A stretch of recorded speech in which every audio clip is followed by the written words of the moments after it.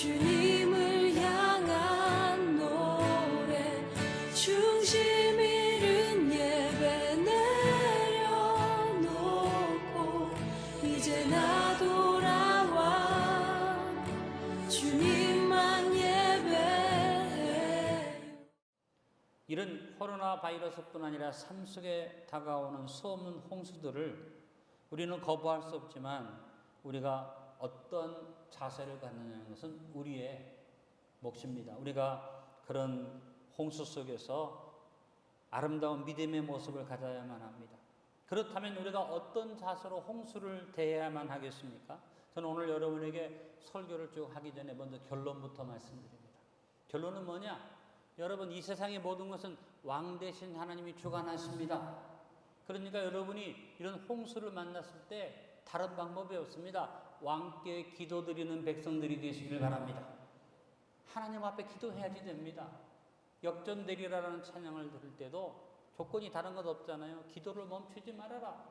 누가 역사하시니까? 왕이신 하나님이 역사하시니까 우리가 그와 같은 믿음으로 서야 할 것입니다. 그래서 오늘 여러분과 더불어서 우리가 이런 고난과 역경의 홍수를 만날 때 홍수에 자정하신 왕께 어떤 기도를 드려야 할까? 왕께 드리는 기도를 우리가 한번 점검해보고 저와 여러분이 정말 하나님의 뜻에 맞는 기도를 드리는 기도자들이 될 수 있기를 바랍니다. 먼저 첫 번째, 우리가 왕께 무슨 기도를 해야겠느냐? 왕으로 좌정하소서. 한번 크게 고백해 봅니다. 왕으로 좌정하소서. 오늘 다윗이 그 기도를 드렸어요. 10절에 보니까 야훼께서 홍수 때 좌정하셨으며 야훼께서 영영토록 왕으로 좌정하시도다. 여기 중요한 단어는 좌정이라는 단어입니다. 이 좌정한다는 이 히브리어는 야샵 아도나이라는 말입니다. 야삽이라는 것은 절대적인 주인으로 주관한다는 뜻입니다. 아도나이라는 말은 하나님의 이름인데 주인이라는 뜻이죠. 주인을 향해서 아도나이라는데 그 아도나이가 어떤 아도나이냐? 야샵 아도나이다. 절대적인 주권을 가진 나의 주인이시다. 여러분, 우리가 하나님 앞에 나의 왕이십니다. 하나님은 나를 지배하시고 다스리십니다. 그렇게만 고백한다고 되는 게 아닙니다. 하나님을 왕자에 좌정하시게 해야지 됩니다. 여러분, 지금 전 세계적으로 왕이 다스리는 나라가 일본 천황이 있죠. 태국의 왕이 있고 대표적으로 저 영국의 왕이 있습니다. 그러나 이 왕들은 왕으로서 백성들의 존경도 받고 백성들이 왕으로 인정하지만 실제적인 통치는 누가 합니까? 총리들이 합니다. 신앙인 가운데도 이런 식으로 왕으로 섬기는 신앙인들이 있습니다. 예배드립니다. 교회도 옵니다. 누가 봐도 예수 믿는 사람입니다. 자기 입으로도 하나님을 왕으로 모신다고 하는데 실제적으로 자기의 삶을 통치하는 것은 하나님이 아니에요. 총리가 따로 어떤 총리가 내가 총리가 되는 경우가 허다하죠. 심지어는 어떻습니까? 마귀가 총리가 돼서 마귀의 지배를 받으면서도 나는 왕이신 하나님을 섬긴다고 착각하는 경우도 있습니다. 여러분이 하나님을 향해서 나의 왕이라고 고백한다고 다 되는 게 아니에요. 따라합시다. 왕으로 좌정하소서. 절대적 주권을 가지고 내 삶의 전반을 통치해 주시옵소서. 이 기도를 여러분 드려야만 합니다. 여러분, 다윗이 하나님 앞에 왕을 고백할 때 왕보다 더 강조한 게 뭡니까? 좌정하소서. 여러분 삶에 하나님이 잠시 있는 상징적인 존재로 아니면 여러분이 힘들 때 잠깐 모시는 존재로가 아니라 어떤 왕으로 영원토록 좌정한 왕으로. 그래서 오늘 다윗의 고백을 우리가 보면 홍수 때가 강조점이 아닙니다. 다윗이 강조하는 것은 홍수 때가 아닙니다. 다윗이 강조하는 것은 영원토록입니다. 저와 여러분의 삶에 하나님이 영원토록 좌정하도록 어떻게 이런 기회를 통해서 내가 하나님을 잃어버리고 하나님 앞에 다 맡기지 못했었는데 코로나19라는 이런 질병을 지나가면서 내가 하나님을 나의 왕으로 좌정하시도록 내 삶의 중심에 모셔야겠다고 생각하고 우리의 기도가 절박하게 왕이여 나를 다스리시옵소서. 절박하게 하나님 앞에 나의 왕으로 하나님을 좌정하는 자리에 모시게 되기를 간절히 축원합니다. 다윗은 시편 145편 1절로 5절에서 하나님을 향하여서 왕이신 하나님을 철저하게 고백합니다. 왕이신 나의 하나님이여, 내가 주를 높이고 영원히 주 이름을 송축하리라. 왕으로 하나님 모시기 때문에 오로지 하나님께 영광 돌리겠다고 그랬습니다. 내가 날마다 주를 송축하며 영원히 주 이름을 송축하리이다. 어떨 때 필요할 때만 아니라 날마다 여호와를 송축하겠다고 그랬습니다. 여호와는 위대하시니 크게 찬양할 것이다. 그의 위대하심을 측량하지 못하리로다. 하나님의 위대하심을 측량할 길이 없으니까 내가 한시도 그 위대함을 놓치지 않겠다는 고백입니다. 그런 말합니다. 대대로 주께서 행하신 일을 크게 찬양하며 주의 능한 일을 선포하리로다. 나만 그렇게 섬기는 게 아니라 대대로 하나님을 왕으로 섬기며 왕좌에 모시겠다는 다윗의 고백입니다. 여러분, 좌당하신다는 말은 다시 설명합니다. 모든 것을 다스리고 모든 것을 판단하는 자리에 앉으신다는 것을 말합니다. 범사를 하나님 손에 맡기는 것을 말합니다. 홍수가 엄몰에서 오기 전에, 홍수가 임하기도 전에 영원토록 왕을 모시는 그런 마음으로 하나님을 섬기고, 홍수가 와서 넘쳐도 그 위에 왕으로 자장하신 하나님을 바라보고, 홍수가 지나간 다음에도 하나님의 다스리심을 인정하기 때문에 모든 것이 지나간 다음에 남는 게 있는, 그래서 홍수가 와서 나를 괴롭히나 하나님이 왕으로 자장하시니까 하나님이 내 삶 속에 오셔서 고난을 당한 것 같으나 친히 우리를 온전하게 하시고, 친히 굳건하게 하시고, 친히 강하게 하시고, 친히 터를 견고케 하는 역사가 왕께 기도드리는 자에게 임하게 될 줄로 믿습니다. 왕이신 나의 하나님, 내가 주를 높이고 영원히 주의 이름을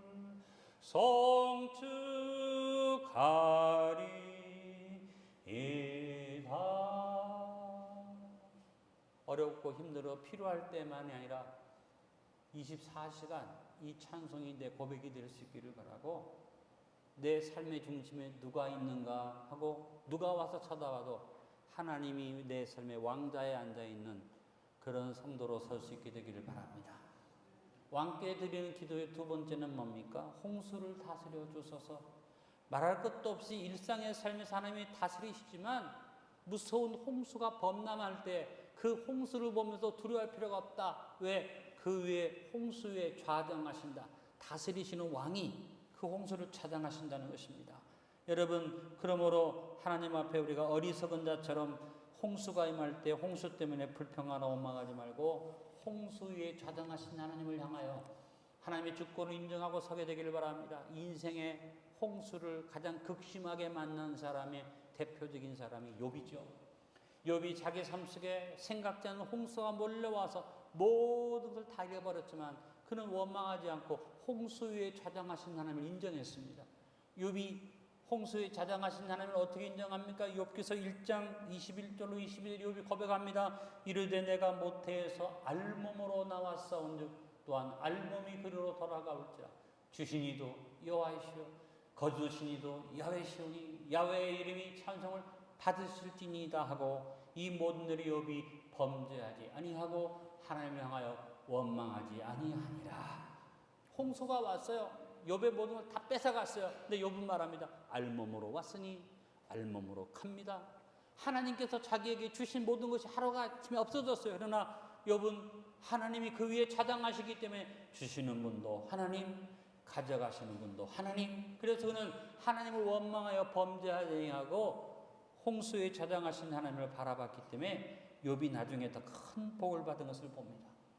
홍수가 임할 때 생각지 않는 인생의 고난과 이런 바이러스와 같은 무서운 질병이 임하든지 힘든 일이 올 때 많은 사람들이 두려워합니다. 왜? 환경을 보고 두려워합니다. 배후의 역사는 사탄에 의해서 마음이 흔들립니다. 이보다 더 무서운 일이 오면 어떡하나는 염려가 우리에게 주어질 때가 있습니다.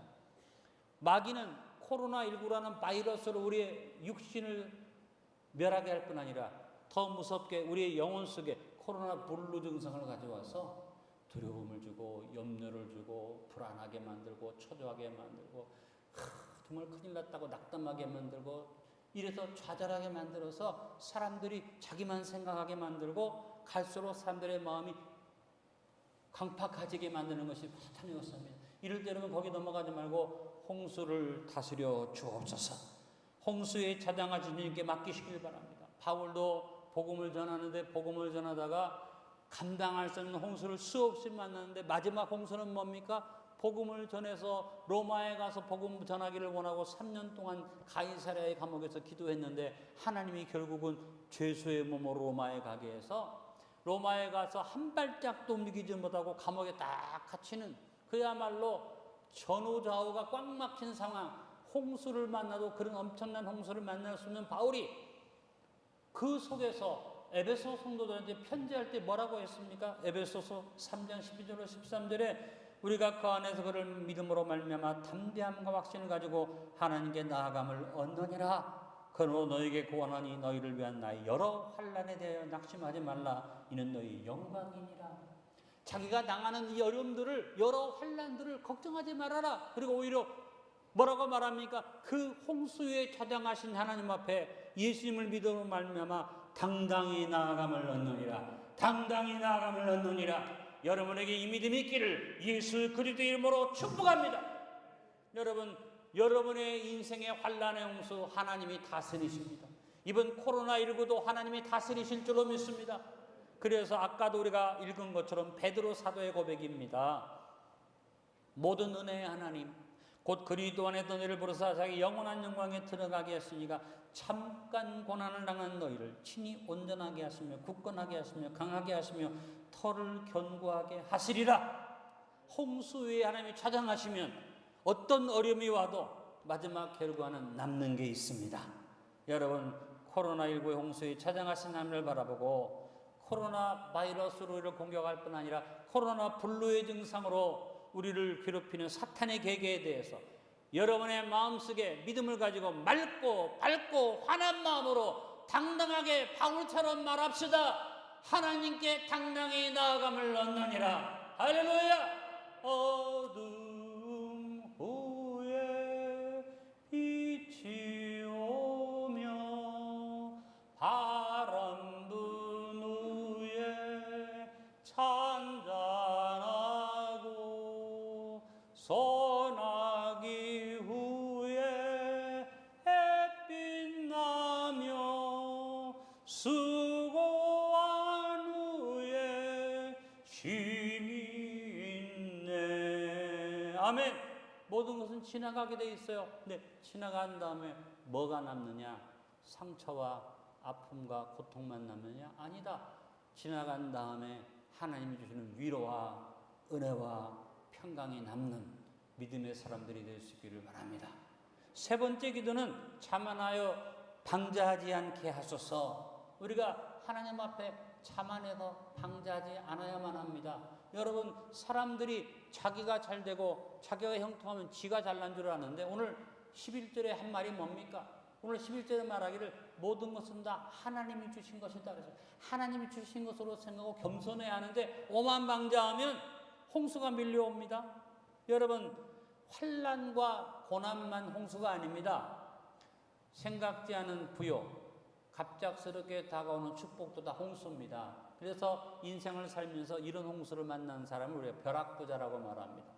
또 이러한 홍수를 만난 사람을 뭐라고 말합니까? 졸부라고 말합니다. 갑자기 졸지에 부자가 됐다는 거죠. 그런데 여러분, 우리 대한민국이 바로 이런 홍수를 만났어요. 6.25 사변의 폐허 위에 오늘의 경제붕을 이룬 대한민국의 현실이 환란의 홍수가 아니라 너무나 부요와 축복의 홍수가 넘쳐서, 그래서 동방예의지국으로 칭송되던 이 나라가 경제적 부흥을 한 다음에 갑자기 다가온 홍수를 감당하지 못하므로 자살률 1위, 미투 사건 세계 1위, 이혼율 세계 1위, 모든 부끄러운 오명은 우리가 다 뒤집어쓰는 이상한 나라가 됐습니다. 그리고 이 거룩한 나라에 동성애와 동성혼을 인정하는 잘못된 물길이 범람을 해가지고 온 사회에 길거리에 나가서 바른 말하고 외치는 사람들은 다 탄압을 하는데 이상한 팬티 같은 거 입고 깃발리고 나가서 퀴어 축제하는 사람들은 정부가 돈을 내주고 그 사람들을 잘한다고 하니 이 나라가 망할 일 아닙니까? 자살한 박원순 시장이 자기 밑에 제일 신임하는 특보가 젠더 특보예요. 박원순 시장이 퀴어 축제를 인정하면서 젠더 개념을 서울시에 도입하려고 자기 밑에 젠더 특보까지 줬어요. 미친 짓을 한 거예요. 근데 결국은 자기가 그렇게 자살하고 말았지 않습니까? 이제 이 나라가 홍수가 넘쳐서 어떤 홍수가 또 오고 있습니까? 포괄적 차별금지법이라는 홍수를 가지고 이 나라에 악법을 세워놓고 그 뒤에 따라오는 홍수가 뭔 줄 아세요? 사회주의 개념이 따라와서 이 나라가 사회주의식으로 개헌한다면은 저들이 원하는 연방제 통일이 오면요, 북한에 먹히는 것과 똑같은 일이 옵니다. 정신 바짝 차려야 됩니다. 지금 하나님께서 코로나19를 통해서 부여와 풍요의 홍수에 젖어있던 우리에게 경고하시는 겁니다. 여러분, 우리는 정신 바짝 차리고 환난의 홍수만 홍수가 아니다. 하나님이 우리에게 주시는 축복 속에서 정신 차리자. 부패하고 타락한 홍수에서 우리가 벗어나자. 여러분, 사람들이 복을 받으면 겸손해져야지 맞는 것 아닙니까? 축복받으면 더 나아져야지 되죠. 그런데 사람은 교만해집니다. 사울왕을 보니까 그렇잖아요. 사울은 겸손한 청년이었어요. 사무엘이 자기를 왕으로 세우려고 하고 심지뽑기에 뽑히니까 행구 사이에 숨어서 나 같은 사람이 왕이 될 수 없다고 겸손했던 이 사울이 왕이 된 다음에 그 마음에 홍수가 왔어요. 교만이 왔어요. 자기 왕권에 대한 교만이 오니까 사무엘도 무시하고 자기가 막 제사 드리고, 하나님께서 아말렉과의 싸움에서 야 아말렉을 진멸해라, 하나도 남기지 말고 다 죽이고 짐승 새끼 하나도 남기지 말아라. 근데 전쟁에서 승리하고 돌아올 때 온갖 짐승 다 끌고 오고 금은보화를 다 가져왔어요. 사무엘이 너무나 마음이 상심해서 사울의 향랑에서 말합니다. 사무엘상 15장 22절 23절에 사무엘이 이르되 여호와께서 번제와 다른 제사를 그의 목소리를 청종하는 것을 좋아하시는 같이 좋아하시겠나이까? 순종이 제사보다 낫고 듣는 것이 수당의 기름보다 나으니 이는 거역하는 것은 점치는 죄와 같고 완과 것은 사신 우상에 절하는 죄와 같음이라. 왕이 여호와의 말씀을 버렸으므로 여호와께서도 왕을 버려 왕이 되지 못하게 하셨나이다. 무서운 말입니다. 뭐예요? 부여와 풍요의 홍수가 올 때 사울이 뭘 합니까? 따라합니다. 여호와의 말씀을 버렸으므로. 오늘 한국교회 현실입니다. 한국교회가 부흥하고 한국교회가 세계적인 교회가 됐는데 실상은 여호와의 말씀을 버리고 세상과 타협해서 한국교회가 본이 되지 못했기 때문에 사울왕을 버리듯이 하나님 우리를 버리실 수 있다는 이 위험 앞에 우리는 회개해야 됩니다. 위대한 사도였던 바울의 삶 속에 홍수가 왔습니다. 그에게 능력이 나타나고 그에게 명예가 주어지고 가는 데마다 하나님의 기적이 나타나니까 바울이 어떻게 교만해질 수 있는 홍수, 마음의 홍수가 다가오고 풍요의 홍수, 어디 가든지 대접받는 홍수가 그에게 왔는데 하나님은 그를 사랑하셔서 바울의 삶 속에 홍수가 오지 못하도록 조절해 주셨어요. 왜? 바울이 하나님 앞에 바로 서 있었기 때문에. 그래서 바울이 뭐라고 고백합니까? 고린도후서 12장 7절에 여러 계시를 받은 것이 지극히 크므로 너무 자만하지 않게 하시려고 내 육체에 가시고 사탄의 사자를 주셨으니 이는 나를 쳐서 너무 자만하지 않게 하려 하십니다. 자만해서 오만망자하지 않도록 하나님께서 바울에게 홍수를 통해서 가시를 주시고 그를 절제시키셨습니다. 여러분, 이번 코로나19를 생각하면서 마음속에 어쩌면 하나님이 우리에게 이것을 그냥 계속 지니고 살게 할 수도 있는데 이것이 우리의 가시가 되겠구나. 하나님 앞에 교만하지 말자, 자만하지 말자, 방자에 행하지 말자. 여러분, 왕이신 하나님을 모시고 겸손하게 순종합시다. 코로나19 홍수를 통해 우리가 경제적 부흥의 홍수에 오만하여 자만하고 방자했음을 깨닫고 겸손하게 왕께 기도드리도록 합시다. 여러분, 하나님 앞에 우리가 축복받고 이렇게 좋은 교회를 주시고 아름다운 대한민국을 주시고 부흥하는 한국교회를 주신 하나님 앞에 어떻게 하겠습니까? 겸손해집시다. 낮아집시다. 겸손히 주를 섬길 때 괴로운 일이 많으나 겸손히 주를 섬기려니까 괴로운 일이 많아요. 그러나 구주여 내게 임주사 잘 감당하게 하소서. 겸손히 바울처럼 엎드리면 감당하는 힘을 하나님이 주시는 것입니다. 여러분, 하나님 앞에 기도해야지 됩니다. 자만하여 방자하지 않게 하여 주옵소서. 마지막 하나 더 왕께 드리는 기도의 네 번째 기도는 자족의 평강을 주소서라는 기도가 필요합니다. 고난이 오든지 부요와 풍요가 오든지 어떤 홍수가 와서 환경에 넘쳐도 제일 중요한 것은 마음의 홍수를 잘 다스리면 되는 것입니다.